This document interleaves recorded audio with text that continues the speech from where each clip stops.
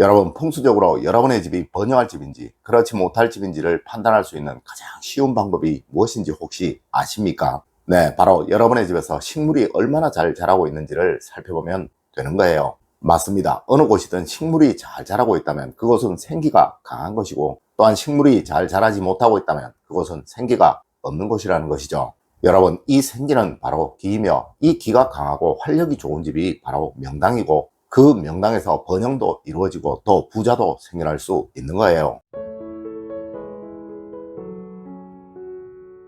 여러분, 안녕하세요. 이정재입니다. 여러분, 과거 수백 년 이상 부를 만들어가고 이어갔던 우리 전통의 고택들에 가보면 어느 곳 하나 그 마당에 좋은 식물들과 좋은 꽃나무들이 없는 곳이 없습니다. 여러분, 혹시 그거 아십니까? 경남 진주에 있는 송산마을의 부자나무에는 이런 이야기가 있다고 합니다. 국내 최고의 부자 4명이 이곳에서 생기게 된다고 말이에요. 물론 그래서인지 삼성의 이병철 회장님, 또 LG의 창업자이신 구인혜 회장님, GS의 창업자이신 허만정 회장님, 그리고 효성그룹의 창업자이신 조홍재 회장님이 이 나무 아래서 놀며 자라나셨다고 하죠. 맞습니다. 분명 좋은 나무나 좋은 식물은 그 사람에게 좋은 기운을 주어 그 사람이 번영하도록 또 번창하도록 만들어 준다는 것입니다. 물론 우리 전통의 풍수에서도 집을 망하게 하는 식물과 또 집을 흥하게 하는 식물을 구분하고 있으며, 이 식물들이 자라나는 것을 보고 그 집안의 번영의 정도를 판단하기도 하였다는 것이죠.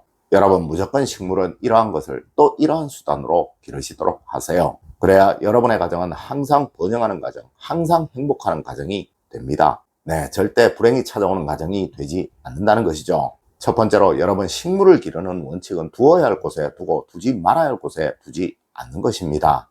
여러분, 세상 그 무엇이든 있어야 할 자리 또 없어야 할 자리는 너무나도 중요한 거예요. 여러분, 무엇이든 그 자체가 나쁜 것은 절대로 없습니다. 하지만 그것이 얼마나 자기의 기운을 잘 발휘하도록 만들어주느냐, 또 그렇지 못하느냐에 의해 그것에 선악이 만들어지게 되는 것이라는 거죠. 여러분, 그것은 사람도 그러하며 식물도 그러하며, 아니 세상 그 무엇도 다 그러한 거예요.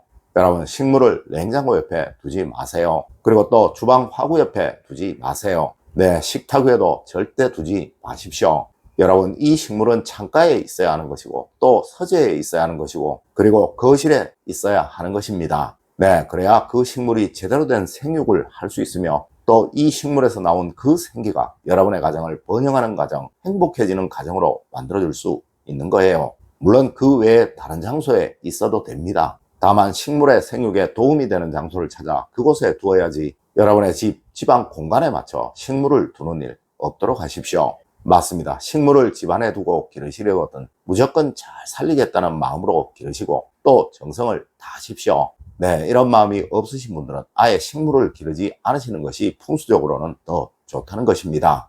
두 번째로, 여러분, 키가 큰 관엽식물은 피하는 것이 좋습니다. 여러분, 풍수학에서 극단적으로 피하는 것이, 마당에 있는 나무는 그 그림자가 집을 덮지 않도록 하는 것이며, 또 실내에서 기르는 것은 그 집의 대주의 키를 넘어서는 것은 기르지 않는 것입니다. 물론 대부분의 식물들은 그렇지 않지만 종종 관엽식물의 경우 이런 경우가 있죠. 여러분, 풍수에서는 관엽식물은 가능한 피하는 것이고 또 좋지 않다고 말을 하는 거예요. 아마 여러분들 중에는 관엽식물이 좋고 또 이 관엽식물을 기르시는 분들 있으실 거예요. 여러분, 그렇다면 무조건 가지를 잘 잘라주어 관리를 해주어야 하는 것입니다. 그리고 꼭 명심하셔야 할 것, 식물은 무조건 관리가 잘 되어야 하고 또 보기가 좋아야 합니다. 네, 사람도 자기 관리를 안 하는 사람이 대체로 성격이 삐뚤어지듯이 이 식물 역시 관리가 안 되는 것에서 좋은 기운이 나오는 경우는 거의 없다는 것이죠. 여러분, 항상 틈나시는 대로 관리를 하세요. 그래야 그 식물에서 좋은 생기가 나오게 되고 또 그 생기가 여러분의 집에 가득 들어차게 되는 것입니다. 세 번째로, 여러분, 양기식물은 기르시고 음기식물은 피하시는 것이 좋습니다. 여러분, 이 양기식물과 음기식물에 관한 이야기는 제가 일전에 영상으로 알려드린 적이 있었습니다. 네, 집안에서 양기식물을 기르게 되면 가족들의 성품이 활동적이 되고 또 적극적으로 변하게 되어 그 가정의 대화와 소통이 원활해지게 되지만, 음기식물을 기르게 되면 가족들의 성품이 소극적으로 변하게 되고 대화와 소통보다는 고립되고 갈등하는 성품으로 변하게 된다는 것입니다. 여러분, 이는 그 식물에서 발산되는 기로 인해 그렇게 되는 것인데요. 네, 그래서 일제강점기 시절 그렇게나 많은 은행나무가 전국적으로 심어졌던 거예요. 물론 그 은행나무는 우리나라 터에 동화가 되어 그 원래의 기운을 거의 잃어버렸지만, 여러분의 가정은 그렇지 못한 경우가 많다는 것입니다. 네, 특별한 경우가 아니시라면 음기식물은 가능한 피하시도록 하십시오. 네 번째로, 여러분 무엇이든 내 집에 있는 것은 절대 죽이지 마세요. 여러분 집안에 환자가 있게 되면 그 집안의 식구들은 침체가 되고 우울해지고 또 안정을 잃게 되죠. 네, 이는 동물도 그러하고 식물도 그러한 거예요. 맞습니다. 이는 단지 여러분이 느끼시느냐 그렇지 못하느냐의 차이일 뿐, 시들어가는 식물, 병들어가는 동물들이 집안에 있게 되면 계속적으로 집안에 나쁜 기운만 생겨나게 된다는 것입니다. 여러분, 우리 조상님들은 하물며 야생의 동물도 병든 동물이 내 집에 들어오면 무조건 그 동물 살려서 내보내야 한다고 말씀을 하셨었습니다. 네, 절대 집안의 식물 시들게 하지 마세요. 아프게 하지 마십시오. 분명 그 식물에서는 계속적으로 나쁜 기운이 발산되게 될 것이며 이것은 여러분의 가정을 아주 불행하도록 만들어 버릴 것입니다.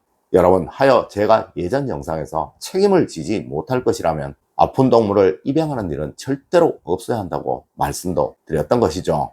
다섯 번째로, 여러분 식물을 남에게 줄 때는 내 기운을 나누어 준다고 생각하고 주세요.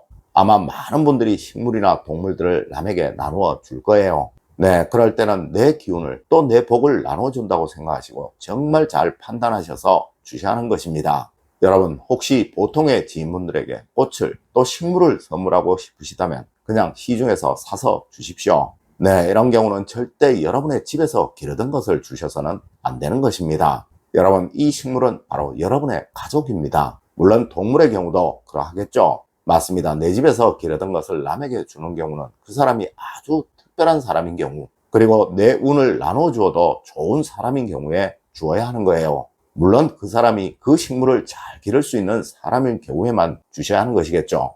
여러분, 절대 내 집에서 기르던 식물은 어디에서든 죽는 일 없도록 하셔야 한다는 것입니다. 여섯 번째로, 여러분 이 식물은 무조건 집에서 기르면 좋은 식물입니다. 여러분, 난초는 무조건 좋은 거예요. 네, 이 난초가 집에서 잘 자라나고 있다면 그 집은 무조건 번영할 집이고 또 터가 아주 좋은 명당이라는 것이죠. 그리고 여러분, 꽃망울이 열리는 식물이 꽃을 잘 피우고 있다면 그 집 역시 명당입니다. 하지만 꽃망울이 열려야 하는데 꽃이 피고 있지 않다면 이는 분명 지금 여러분의 집의 기운이 좋지 못하다는 것을 말하고 있는 것이라는 거죠.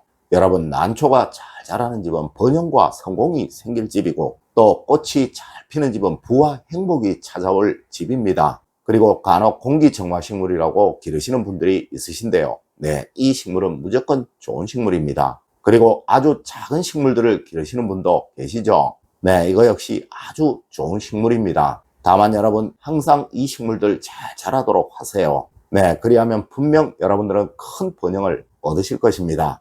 여러분, 오늘은 식물을 기르는 것이 얼마나 중요한 것인지에 관해 이야기를 해드렸습니다. 오늘 제가 알려드린 이야기 여러분들 꼭 명심하시길 부탁드리며 오늘의 이야기를 마치도록 하겠습니다. 늘 올바른 학문과 올바른 지식을 여러분들께 전하도록 노력하겠습니다. 여러분, 긴 시간 감사드립니다. 감사합니다.